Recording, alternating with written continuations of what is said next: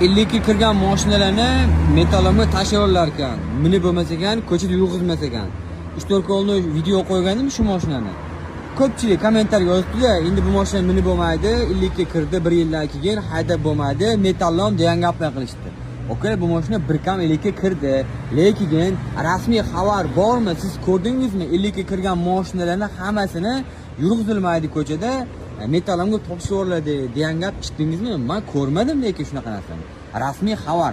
Mayl agar bordir, texnik ko'rikdan o'ta olmasa, mashinaga moshalik qila olmasa, keyin yurg'izmasligi mumkin, dokument qilib bermasligi mumkin, to'g'ri. Lekin bu mashina 50 ga kirgan bo'lsa ham, lekin bu holatni ko'rib turibsiz, tikka mashina.